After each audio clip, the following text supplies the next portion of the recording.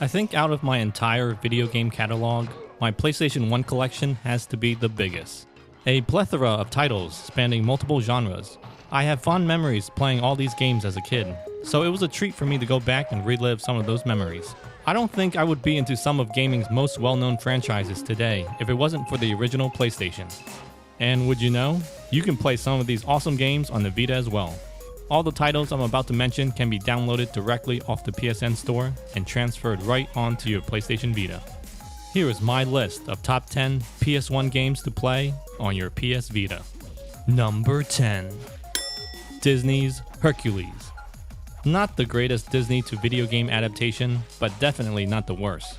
It's surprising to see how much of the movie was incorporated into this game. If you enjoyed playing Aladdin or The Lion King on Sega Genesis back in the day, then this is right up your alley. It's traditional 2D side-scrolling gameplay from the days of yore.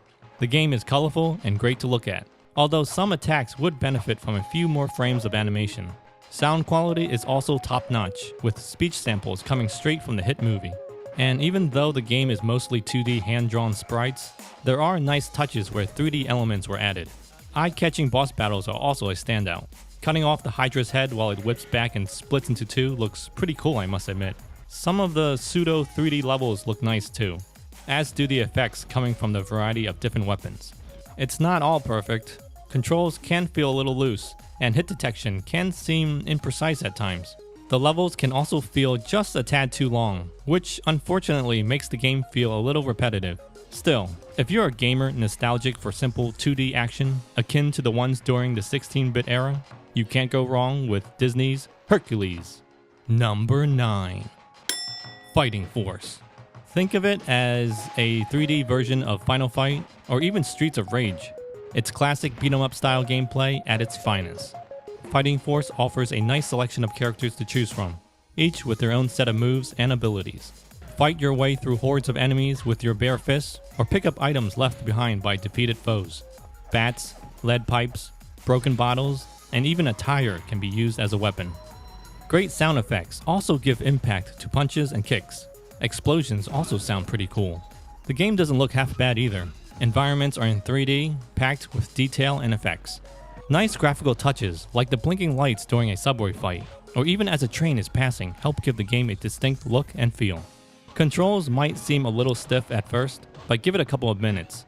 Better yet, play through a couple of levels. It's gonna take a while for everything to click.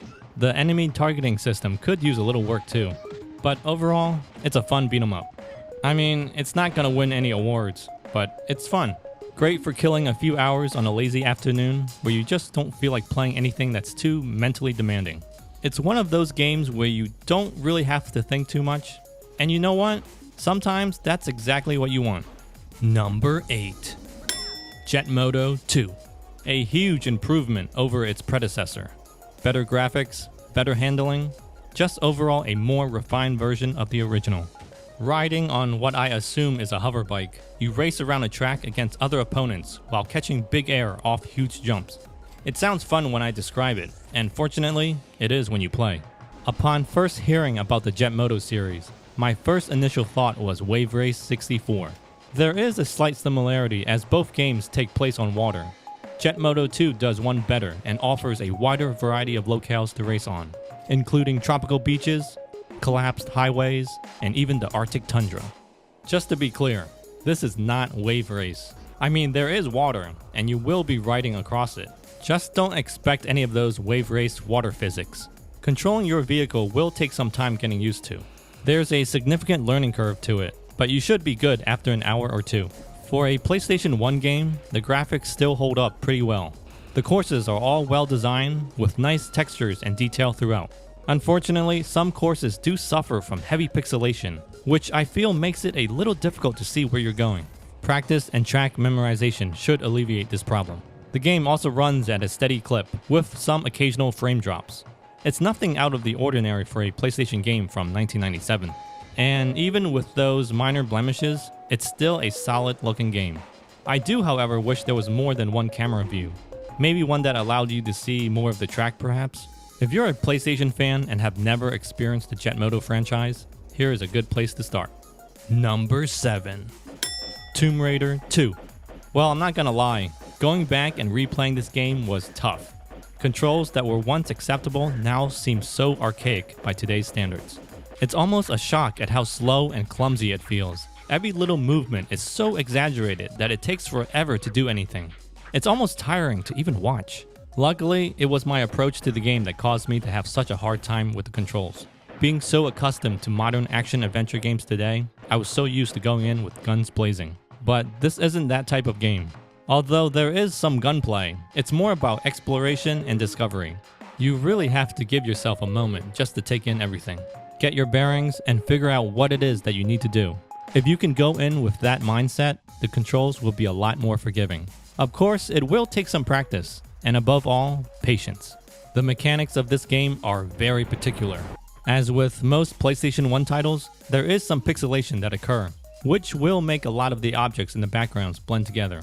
Still, for a game that came out in 1997, it still looks rather impressive. Music in the game is used rather sparingly, arising only when a secret is uncovered or when entering into a new area. I actually kind of like that.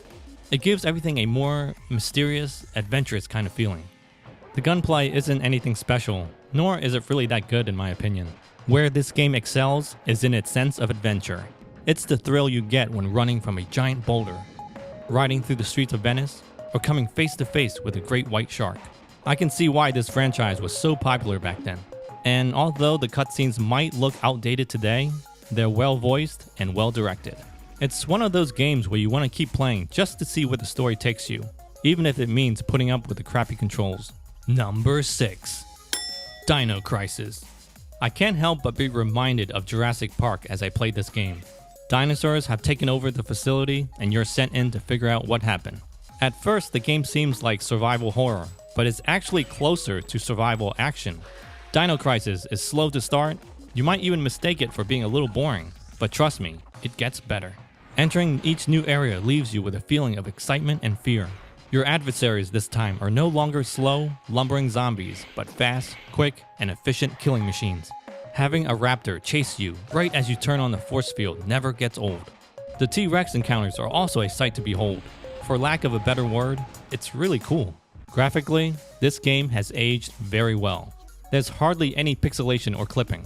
Everything has a really clean, sharp, and polygonal look. If my memory serves me right, this might have been the first time Capcom ditched the pre-rendered backgrounds for full 3D models. Environments might be less detailed because of this, but the move to 3D allows for a more dynamic camera. It really helps give the game a cinematic feel, which I felt at the time was lacking in Capcom's previous Resident Evil entries. The game isn't perfect. There's some backtracking that has to be done, which can get a little annoying, and some of the puzzles I could have done without. Tank controls from Capcom's survival horror series makes a return, although it's a little more refined this time. A new quick turn maneuver allows you to run in the opposite direction, and you can also walk while having your weapon drawn. Minor additions, but in the grand scheme of things, makes a world of difference. Number 5. Medal of Honor. I'm not really big on World War type shooters, but this game always caught my attention. I think it was the first time I thought a first-person shooter actually looked good on the PS1. The thing that stands out to me most is the overall production quality. You can tell a lot of research was put into this project. Everything from the look of the uniforms to the way a weapon sounds when firing just has a certain authenticity to it. Even the menus look like they were carefully planned out.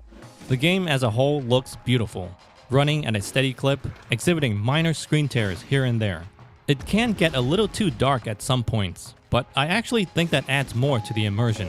Also, it helps hide a lot of the pixelation on some of the environmental textures. The sound also has to be mentioned. You can hear crickets in the cool night air, search dogs faintly barking in the not too distant background, with random gunshots going off now and then. You really feel like you're in a hostile environment. Enemies are no pushover either. These guys are smart, kicking back grenades thrown at them, or even attempting to play dead until you get near. I also love the hit animations. Seeing an enemy clutch his wound, or having his helmet fly off his head gives off such a tactile feeling. The game has a quick and arcadey kind of feeling, which is exactly how I like it, although the aiming feels a little off to me. I think this might have been one of the earlier FPS games on the PS1 that utilized both analog sticks, so some of the mechanics might not seem as fluid as they are today. Still, it does the job for what it tries to do. I do wish there was some sort of an on-screen map. The game is pretty linear, but sometimes you can lose your way, only because things can look a little too similar. Number 4. Siphon Filter. This game is awesome, but man is it hard. 1 minute I'm having a blast, and the next I'm running in circles because I have no idea where I'm supposed to be going. It's a good thing the gameplay feels so rewarding, because if it wasn't, I would have hit the eject button a long time ago. Taking out enemies is easy enough thanks to a simple lock-on targeting system. I'm not sure if there's a button that allows you to toggle between different targets, but if there is, please let me know in the comments below. With a wide variety of different weapons, dispatching foes never gets old. My favorite is the taser. It's so cool when they burst into flames. And there's something strangely satisfying the first time you take these guys out with a silencer. Mission objectives are constantly changing and constantly confusing. I wish there was some sort of marker that indicated where you needed to go or something. Other than that, the game is a joy to play and to watch.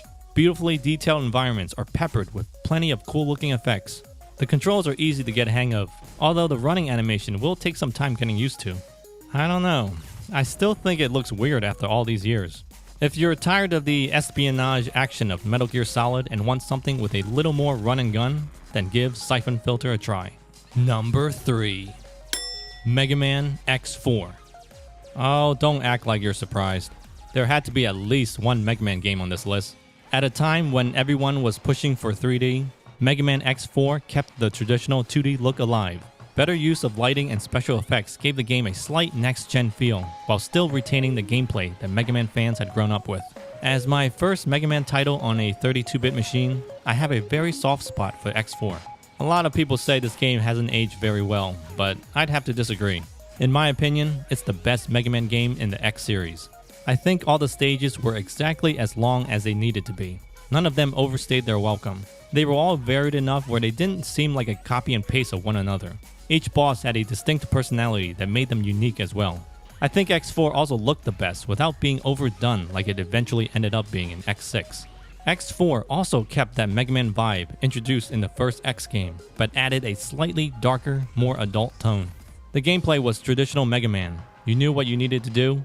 Pick a boss, figure out the weakness, rinse and repeat.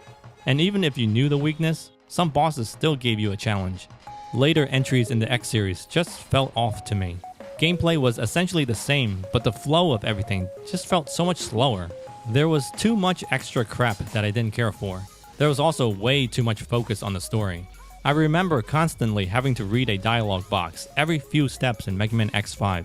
Mega Man X4, on the other hand, was able to tell a more effective story, and it did it with the least amount of effort.